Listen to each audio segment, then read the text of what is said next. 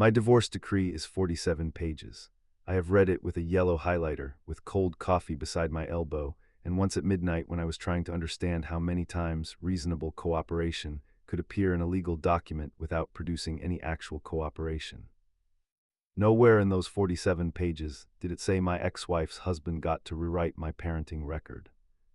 The first time I understood that he was trying, I was on the phone with my son during what should have been the easiest 10 minutes of my week. Leo was 8 then. He could move from school lunch to Saturn's rings to whether spiders had opinions without taking a breath. Our calls on Dana's nights were supposed to happen at 7:15 after his shower and before reading time. In practice, they happened anywhere between 7:05 and sorry, he fell asleep. That Thursday, he called me himself. Dad. Hey, Rocket Man, I said, how's the moon base? He didn't laugh. Are you mad at me? I turned down the burner under the spaghetti sauce. No, why would I be mad at you? In the background, a cabinet closed. Then a man's voice said something too low for me to catch. Because of laser tag, Leo said. I looked at the calendar stuck to my refrigerator. What laser tag? Last Saturday at Zap Zone, Jeff said you were supposed to come and you didn't. He said Dad just forgot again. The sauce made a thick burp against the lid. Last Saturday was not my custody day. It was Dana's weekend. I had been 2 counties over helping my younger brother move a couch up 3 flights of stairs because I am 41 and still somehow considered the family member most likely to own a dolly. No one had told me about laser tag, no calendar invitation, no message in the co-parenting app, no text from Dana. What did you think? I asked. I thought maybe you had work. I didn't know about it, buddy. He went quiet. So you didn't forget me. It would have been easier if he had sounded angry. Anger gives you something to answer. His confusion went straight through me. No, I said, I did not forget you. The background voice got closer. Jeff, wrap it up, Leo, teeth. I gotta go, Leo whispered. Okay, I love you. Love you too. The call ended. I stood in my kitchen holding the phone while the spaghetti sauce scorched at the bottom of the pan. I could smell it, sweet and bitter, and still didn't move. That was the moment I understood someone was telling my son a story about me, and I wasn't in the room to correct it. At first, I told myself it might be a misunderstanding. Divorced people tell ourselves that because the alternative is admitting your life has become a series of tiny courtroom exhibits. Maybe Dana had mentioned laser tag casually and thought I knew. Maybe Leo misunderstood. Maybe Jeff, who had been in Leo's life just under a year and had the smile of a man posing for a company brochure, was overstepping without realizing it. I opened Family Bridge, the co-parenting app, and checked the calendar. Blank. I typed a message to Dana and deleted it twice before sending one that would not look insane if a judge ever read it. Leo mentioned laser tag last Saturday and seemed to think I was expected there. I didn't have that on the calendar and wasn't informed. Can you clarify? Dana read it at 8:03. At 8:41, she replied, Jeff took him with friends. Leo was disappointed you didn't make it. Please check calendar more carefully. I stared at the message. There was no calendar event, I typed. A minute later, an image appeared. It was a screenshot from Family Bridge. The date was the previous Saturday. An event had been added at 1:30 p.m. Laser tag outing, father invited. Under notes, father no-show, child waited, father unavailable. The entry timestamp at the bottom read 2:15 p.m. I checked my own app again. Saturday was still blank. Then I noticed the tiny gray line under the screenshot, edited by Jeff M. Jeff was not a party to my divorce decree. Jeff was Dana's husband, a regional sales manager for a commercial flooring company, and the kind of guy who used team as a verb. He had edited the parenting calendar at 2:15 p.m. to say I had missed an event at 1:30 p.m. that I had never been told about. I should have called him, the version of me in my head did, calm, direct, maybe with one cheap laser tag joke because I am not above that in private. Instead, I sat down and opened my bank app. I fix medical imaging equipment for a living, MRI machines, CT scanners, digital X-ray systems. My days run on records. A service panel was opened or it wasn't. A calibration passed or failed. Timestamps are not feelings. I remembered buying a Coke from a vending machine on the way back from my brother's place because I'd spilled coffee on my jeans and needed sugar more than dignity. The rest stop was off I-86, nearly 2 hours from Zap Zone. There it was. 2:07 p.m. Riverside Rest Area Vend for $2.25. 8 minutes before Jeff's note claimed, I had been unavailable at a laser tag placed 2 hours away.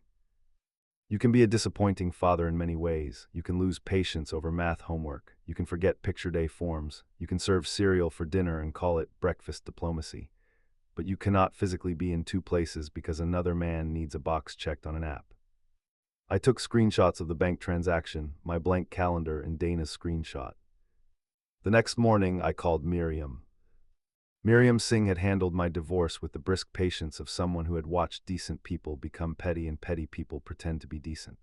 During mediation, when Dana and I argued for 25 minutes about Halloween, Miriam had slid a legal pad toward me where she'd written, "Do you want to be right or do you want to be done?" I still thought about that sentence more than was comfortable.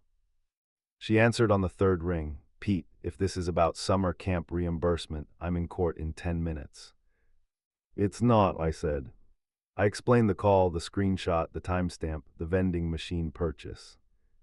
She went quiet in a way that made me sit straighter. "Send me everything," she said. "Do not accuse anyone in writing. Do not call Jeff. Do not call him names in the app, even accurate ones." I wasn't going to. "You were considering it." I was considering asking what the hell he was doing. That is a cousin of name-calling. Start documenting every communication, every calendar view, screenshot before and after. Keep a log of your location when you can verify it without doing anything weird. Define weird. No tracking devices, no recording calls without checking consent laws, no logging into anyone's accounts, no dramatic confrontations in parking lots. You take all the romance out of parenting disputes. Good romance is expensive, evidence is cheaper. That became my first deliberate move. I stopped reacting like a wounded ex-husband and started documenting like a tired technician. I made a folder on my laptop called Custody Documentation 2024. I took screenshots of Family Bridge every morning and night. I exported my work schedule. I saved card receipts. I kept gas station slips in a sandwich bag in the drawer where other people keep batteries. I wrote pickup and drop-off times in a cracked green spiral notebook Leo had abandoned after using 3 pages for a comic about a turtle detective. I did not tell Leo he was 8. He deserved a father who asked about spelling tests and apple slices, not one who turned every weekend into evidence collection. 2 weeks later, Dana messaged through the app, "Please confirm Tuesday 5:30 pickup." Tuesdays were not mine. Our schedule gave me alternating weekends, Wednesday dinner, and one overnight on the off-week Thursday. Tuesday pickups happened only if agreed in writing. I scrolled back, no agreement, no event. "I do not have a Tuesday pickup scheduled," I replied. "I can do Wednesday as usual. If you are requesting a swap, please provide details." No response. At 7:02 p.m. Tuesday, a new calendar entry appeared, backdated to 5:30. Father no call, no show. Child prepared and waiting. Edited by Jeff M. This time I did not feel surprise. I felt something colder and more useful. I took screenshots, the entry, the edit time, my message saying no Tuesday was scheduled, the calendar view from that morning showing no event. By the third Tuesday, the pattern had a shape. Jeff would add an event after the fact or shortly before, usually on Dana's custody time, usually vague: dad pickup, father dinner, makeup visit. Then he would mark me absent. Sometimes Dana followed with a short message: Leo disappointed again, sometimes nothing.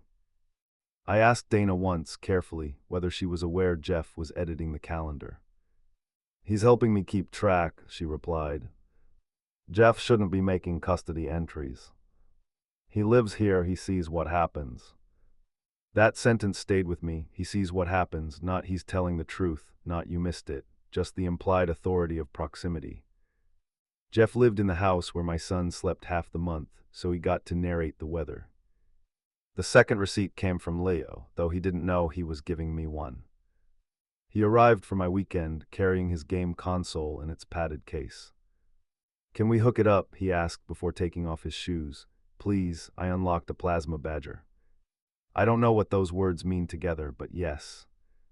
The game was called Stellar Clash. To me, it looked like 6 neon explosions arguing in space. To Leo, it was architecture, ethics, and athletic achievement combined. He explained loadouts while I connected the HDMI cable. I nodded like a man receiving instructions on defusing a bomb.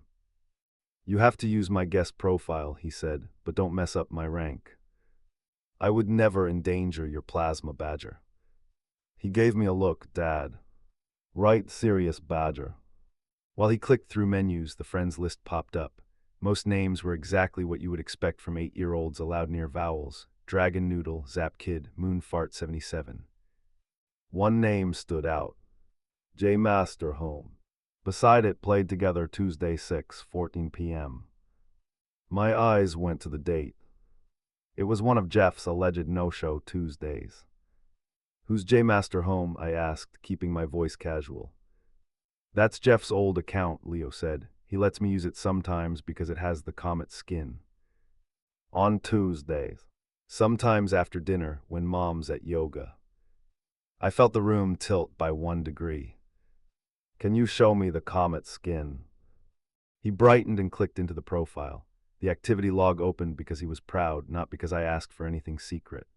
The normal console interface showed recent sessions. Tuesday 6:14 to 7:03 p.m., Tuesday 6:08 to 6:55 p.m., Tuesday 6:22 to 7:10 p.m. Each matched a date Jeff had logged as Father No Call No Show, claiming Leo had been waiting for me. Leo had not been sitting by a window with his backpack. He had been playing Stellar Clash in Jeff's house, on Jeff's account, during the exact window I supposedly failed to appear. I did not hack anything. I did not open messages. I photographed the screen while Leo narrated the comet skin's advantages over the asteroid skin, which apparently involved speed but not coward speed. "Why are you taking pictures?" he asked. "Because I like seeing what you're excited about," I said. That was not a lie, it was just not the whole truth, and giving my son a partial answer made my chest hurt. That night after Leo fell asleep sprawled sideways across the bed like a small drunk starfish, I lined up the screenshots, Jeff's entries, the game activity, my message threads. The pattern was no longer just that I had not been told, it was that Leo had not been waiting at all. "I sent everything to Miriam. She called the next morning. This is helpful," she said, "but be careful, you didn't access Jeff's account." No, it was on Leo's console, visible when he showed me. I didn't click private messages. "Good, write a note while your memory is fresh. Date, time where you were, what Leo voluntarily showed you. No commentary." "No commentary like Jeff is a lying weasel." "Correct, save that for your group chat, and even then I'd prefer you take up woodworking." I tried to laugh, it came out flat. "Miriam," I said, "what is he building?" "Maybe nothing formal," she said. "Maybe pressure, maybe a narrative for later." "How many entries does later need?" "Not as many as you'd think." 3 days later, later arrived by certified mail. The envelope was stiff, cream-colored, and accusatory before I opened it. I stood in my apartment entryway in my work boots while my microwave beeped behind me. Dana had filed a motion to modify custody. The declaration said I had demonstrated a pattern of neglect, inconsistency, and emotional unreliability. It requested primary physical custody for Dana, supervised visitation for me, until Father can demonstrate sustained commitment, and authority for Dana to make final decisions on extracurricular and therapeutic care. There was a log. 11 missed visits in 4 months. Some were the Tuesday ghosts, some were events that had never been offered to me. 2 alleged I had failed to return child to school following visitation, which was physically impossible because those dates were not my overnights. 1 claimed I had refused to bring Leo to a Friday therapy appointment and instead prioritized recreational camping. I sat on the floor because the chair felt too far away. People say custody papers are written in legal language, but that is not exactly true. They are written in moral language wearing a legal jacket. Neglect, stability, best interest, unreliable. Each word carries a little picture, a father not answering, a kid on a bench, a backpack in a lap. I had been reduced to a pattern. The next receipt came from Leo's school because 1 claim was too specific to ignore. The motion said that on March 18 and April 9, I failed to return Leo to school after overnight visitation, causing unexcused absence and educational disruption. Neither date followed my overnight. March 18 was a Monday after Dana's weekend. April 9 was a Tuesday. But family court does not run on common sense alone. It runs on paper that can be stamped. I went to Leo's school on my lunch break with my driver's license, a copy of the custody order, and a stomach full of vending machine pretzels because apparently stress turns me into a raccoon. The front office smelled like copier toner and disinfectant. Mrs. Alvarez, the secretary, knew me from the fall book fair. "Hi, Mr. Hanley," she said. "Leo's fine, he's at recess." "I'm actually here for records." Her expression changed in the way school staff expressions change when divorced parents say records, guarded, not unfriendly. I explained that I had joint legal custody, that attendance had been misrepresented in a court filing, and that I needed official attendance records for 2 dates. I handed her the custody order. She read the relevant page. "You're listed as parent with full educational access." "Yes." She clicked through the system. "He was present both days." She printed the attendance page, stamped it, and signed it. Then she hesitated. "His teacher might have more detail," she said carefully. "Ms. Patel keeps a text sign-in sheet because the kids forget passwords. Don't make me say I suggested it. Have a seat." 10 minutes later, Ms. Patel came out wearing a cardigan with tiny planets on it. Leo adored her. I had liked her since parent-teacher conferences when she described my son as enthusiastically literal. "Leo was here those days," she said. "I remember April 9 because he presented his animal habitat project and corrected me on whether axolotls smile." "They don't. Apparently it's just their faces." She handed me a printout. The district portal shows Chromebook login times. This shows he logged into his school Chromebook at 8:12 on March 18 and 8:09 on April 9 from the classroom cart. If your attorney needs formal certification, go through the district office. I took the paper like it was fragile. "Thank you." She lowered her voice. "Leo has seemed anxious on transition days, not always, but sometimes he asks who is picking him up more than once." That landed harder than the court papers.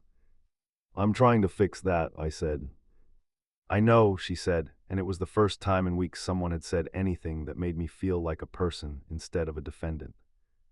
The school records changed the case. Jeff's entries were no longer just invented missed pickups. The sworn statement attached to Dana's motion contained claims disproved by a school's own system.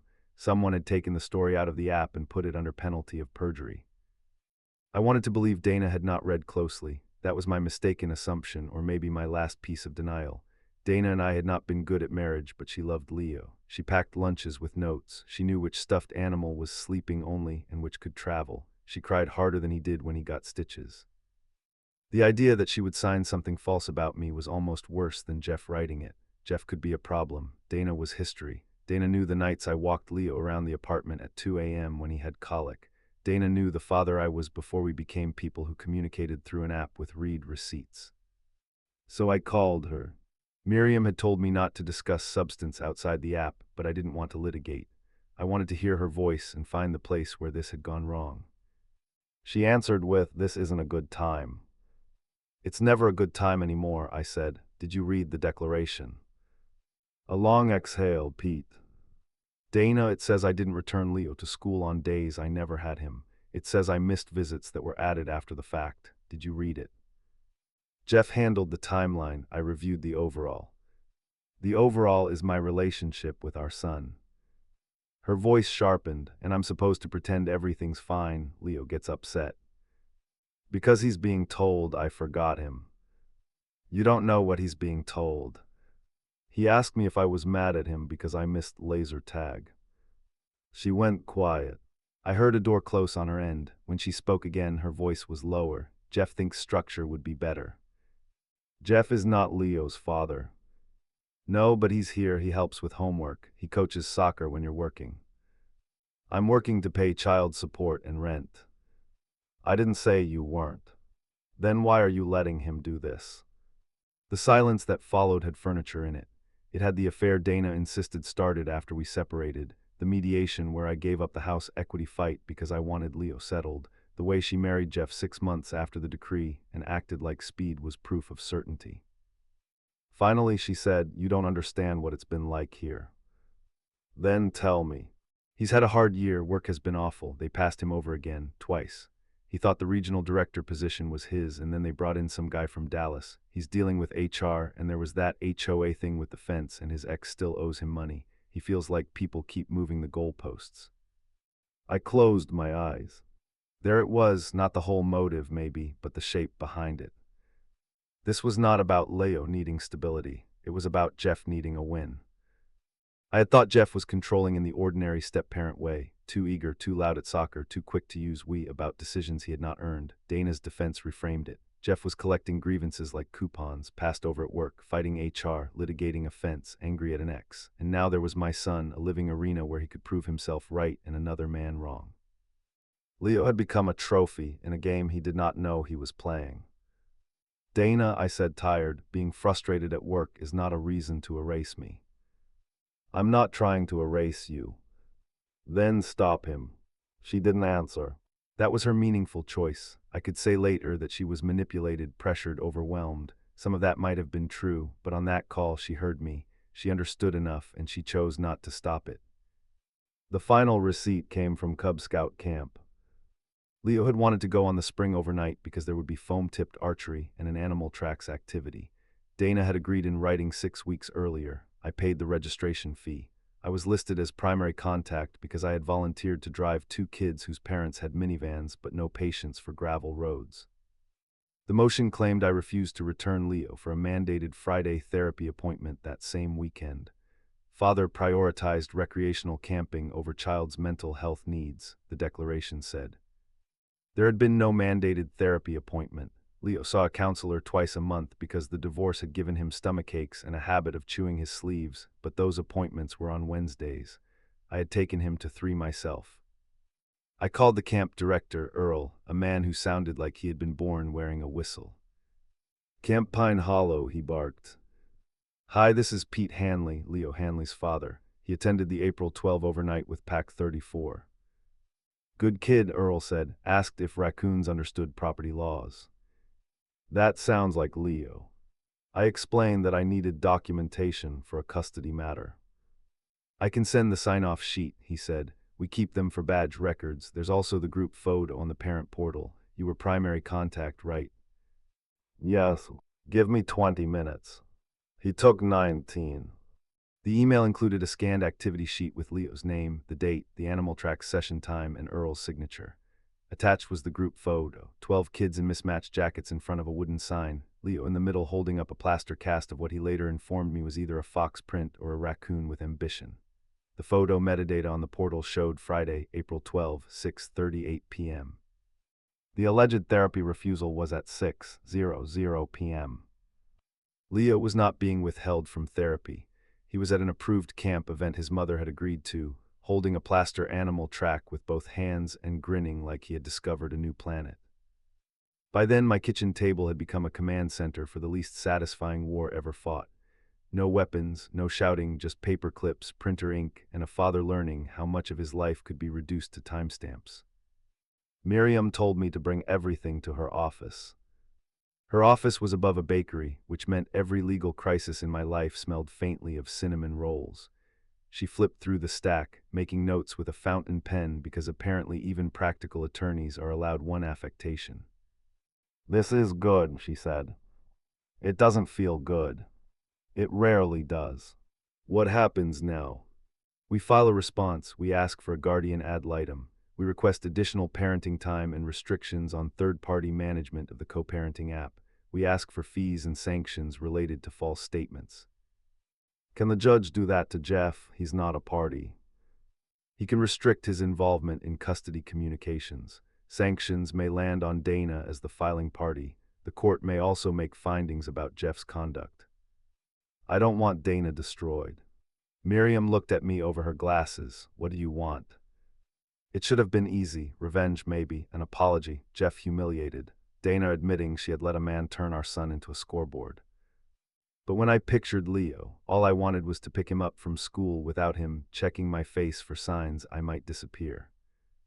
I want the lying to stop, I said. I want my time protected. I want Jeff out of the app. That we can ask for. She slid an empty binder toward me. Index everything. Judges appreciate people who respect their time. No speeches, no adjectives, timeline, exhibit number, contradiction. You're giving me homework. I'm giving you a way not to sound like an angry ex-husband. For the next week, I built the binder. Exhibit A, Family Bridge screenshot, laser tag entry, edited 2:15 p.m. by Jeff M. Exhibit B, bank transaction, Riverside Rest Area vending machine, 2:07 p.m. Exhibit C through G, Tuesday calendar entries versus prior morning screenshots and message threads. Exhibit H, photos of stellar clash activity log visible on Leo's console, showing J Master home sessions during alleged missed visits. Exhibit I, school attendance printout. Exhibit J, Chromebook login history. Exhibit K, camp sign-off sheet. Exhibit L, camp group photo record. I numbered pages, I made a timeline. I used tabs because Miriam said judges like tabs and because by then I would have laminated my own nervous system if it helped. The hearing was on a rainy Monday in a courthouse with beige walls, scuffed floors, and a metal detector staffed by people who had seen every human emotion and found none surprising. Dana sat on the other side of the hallway wearing a navy dress I recognized from our nephew's baptism. Jeff sat beside her in a gray suit, one ankle crossed over his knee, scrolling his phone. He did not look nervous, he looked inconvenienced. Leo was not there, thank God. The guardian ad litem, Ms. Greer, had met with him separately and visited both homes. Leo told me she had office candy but not the good kind, which was the only report I wanted from him. When Judge Mallory came in, everyone stood. She was small, silver-haired, and had the expression of someone who had no intention of being entertained. Dana's attorney went first. He talked about instability, disappointment, the importance of routine. He referenced the log. He said documented several times. Miriam did not object much. She let him build the house. Then she stood with my binder. Your Honor, she said, we do not intend to respond to every allegation with character argument. We have prepared a timeline of the specific claimed missed visitations and the contemporaneous records that contradict them. That was Miriam at her most dangerous, polite enough to sound boring. She started with laser tag. Mr. Hanley, did you receive notice of the March 2nd laser tag event before it occurred? No. Was it on your Family Bridge calendar that morning? No. She showed the screenshot from my app, then Dana's screenshot, then the edit timestamp. Where were you at 2:07 p.m.? Riverside Rest Area. How do you know? I purchased a drink with my debit card. The transaction is time-stamped. Could you have been at Zap Zone at 2:15 p.m.? No. Dana's attorney suggested maybe I had declined verbally. Miriam asked where that invitation was documented. There was no answer. Then Tuesday. Calendar blank at 8 a.m. event added after. Father asks for clarification. No response. Entry marked no-show. Then the stellar clash photos. Jeff's head came up when his gamer tag appeared on the courtroom monitor. Who is J Master home? Miriam asked me. I understand it to be Jeff's gaming account. Leo identified it that way when showing me his game. Dana's attorney objected. Miriam responded that the photos were not offered for Leo's statement, but to show visible activity times on the child's console during the alleged waiting periods, and that Ms. Greer had also reviewed the interface. Judge Mallory allowed it for limited purposes. Jeff leaned over to Dana and whispered. The judge looked up. Mr. Miller, if you need to speak, you may do so when called. His face flushed. The school records were worse for them. There is something beautifully stubborn about attendance logs. A child is marked present or absent. A Chromebook logs in or it does not. March 18, present. April 9, present. Classroom Chromebook login, morning sessions. Judge Mallory flipped between the declaration and the exhibit. Counsel, she said to Dana's attorney, your client's filing states the child was not returned to school on these dates. He adjusted his glasses. That appears to have been based on information available to my client at the time. What information? He conferred with Dana. Dana looked at Jeff. That look told the room more than any speech I could have given. The camp record came last, Dana's written agreement, the sign-off sheet, the group photo. Miriam did not say plaster raccoon with ambition, which showed real restraint. When Jeff was finally questioned, he tried confidence first. I was just helping maintain records, he said. Dana is busy. I was trying to create structure. Judge Mallory looked at the app entries. Were you present when the child allegedly waited for his father on these Tuesday evenings? Yes. And was the child also playing an online game using your account during these periods? Jeff's jaw shifted. He may have played after it became clear Pete wasn't coming. Miriam stood. Your Honor, the activity begins within minutes of the alleged pickup times, and in 2 instances before the calendar entries were created. Jeff said the app times can be confusing. Judge Mallory asked, did you create entries after the time of the alleged events? I updated the record when I had a chance. Did you notify Mr. Hanley in advance of these visits? I assumed Dana had. Dana closed her eyes. There are moments when a lie does not explode, it simply runs out of oxygen. The judge did not give a movie speech. Real authority rarely does. She took a recess. We sat in the hallway for 23 minutes while a toddler in rain boots stomped through puddles near the entrance and his mother apologized to everyone. When we returned, Judge Mallory issued temporary orders pending full review, though most later became final. She found multiple material inconsistencies in the missed visitation log. She denied Dana's request for supervised visitation. She granted me additional parenting time, every Tuesday after school through Wednesday morning, plus my existing schedule. She ordered that only Dana and I could create or modify custody-related entries in Family Bridge, and that Jeff was not to manage, edit, or communicate through the app. Any scheduled deviation had to be confirmed in writing. She sanctioned Dana for filing statements contradicted by records she had an obligation to verify. The monetary sanction was not huge, but the finding mattered. As for Jeff, the judge ordered that he complete a parenting ethics and boundaries course before participating in any school or extracurricular decision-making meetings involving Leo. She warned that further interference could result in additional restrictions. Jeff stared straight ahead. Dana cried silently, which hurt me more than I wanted it to. Not because I regretted bringing the receipts, I didn't, but because once you have a child with someone, part of you remains wired to notice their pain even when they helped cause yours. In the hallway afterward, Jeff walked past me without looking. Dana stopped. For a second, I thought she might apologize. Instead, she said, you didn't have to make it look like I don't care about him.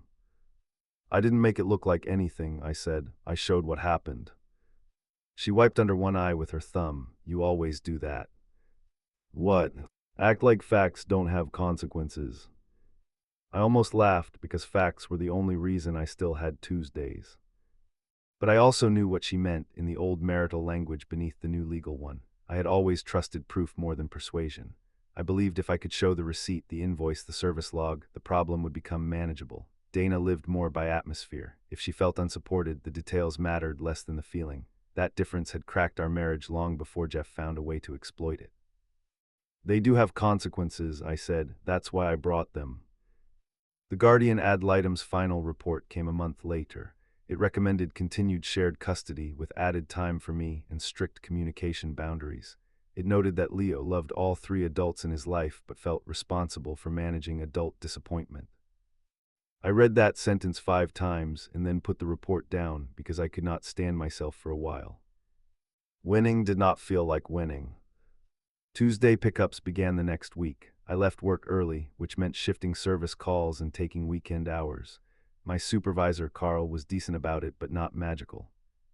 Family stuff is family stuff, he said, then handed me 2 Saturday maintenance tickets because MRI machines do not care about custody orders.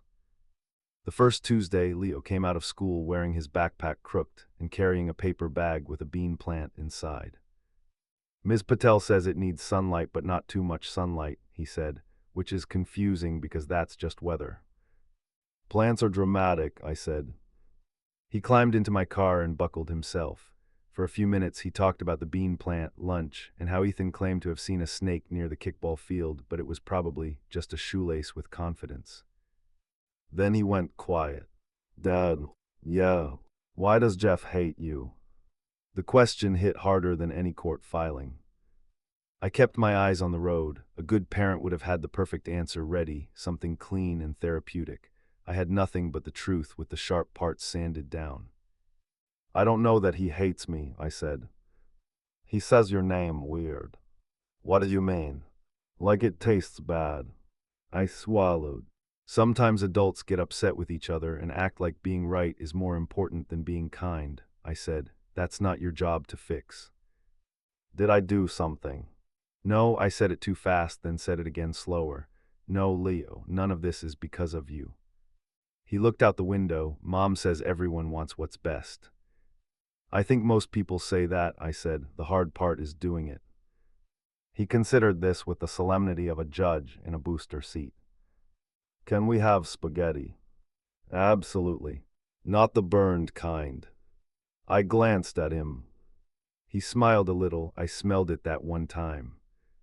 You remember everything inconvenient. It's my gift.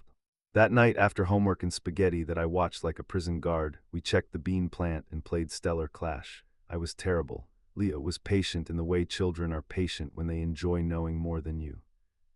No, Dad, that's the shield button. I thought I was shielding. You're emoting. My mistake, I'm expressing myself while being destroyed. He laughed, and for a moment the apartment felt like mine again, not a staging area for exhibits. But the cost remained. Dana and I stopped having even the small, friendly exchanges we had managed after the divorce. No more he has a cough, I gave him syrup at 6. No more picture of Leo's missing tooth from her kitchen. Everything became app entries with complete sentences and no warmth. Child exchanged at 3:12 p.m. Backpack includes library book. Received will return blue jacket Friday. We became shipping clerks for the person we loved most in the world. Jeff stayed out of the app because court orders have a way of clarifying hobbies. I still saw his influence sometimes. Leo would repeat a phrase too old for him. Accountability matters or patterns are important, then look embarrassed as if he had carried something into my apartment by accident. I learned not to flinch. I learned to answer the child, not the echo. Months passed. The binder moved from my kitchen table to a shelf in the hall closet. I did not throw it away. I could not. It sat between winter gloves and a toolbox, a monument to the fact that I had needed school login records and a vending machine Coke to prove I loved my son. The green spiral notebook stayed in my desk. I still logged pickups, though less obsessively. Some habits are hard to retire when they were built during fear. One Tuesday in late fall, I picked Leo up from school under a sky the color of wet concrete. He was taller by then, or at least his pants had become accusations. He climbed into the car and announced that his bean plant had died of natural causes, probably neglect, but plant neglect, not human neglect, and asked if we could stop for fries. We got fries, we did math homework, we argued lightly about whether showering was necessary if he had only sweated in one direction. At 7, we turned on Stellar Clash. He had his own profile now, no mystery accounts attached. His gamertag popped up on the screen, Rocket Leo 8. A little animated ship spun beside it, painted blue and orange. Mine appeared below, Dad Pete, because I am not imaginative under pressure. We played in the same squad. He warned me about enemy drones. I flew directly into an asteroid. He sighed into the headset like a disappointed air traffic controller. You're getting better, Dad, he said. I looked at his name glowing on the screen and thought about those Tuesday nights when someone else had played beside him while pretending I was absent. I thought about the vending machine timestamp, the school printout, the camp photo, all the little receipts that had become a ladder out of a hole someone else dug. I did not say any of that. Leo did not need the adult version. He needed me on the couch, controller in hand, missing obvious targets but showing up when the calendar said I would. I've had some practice at other things lately, I said. What things? Timing, I said. Documentation, avoiding asteroids. You're still bad at the asteroid one. Good thing I'm here every Tuesday to improve. His ship streaked across the screen, bright and quick. Yeah, he said like it was obvious now. Good thing.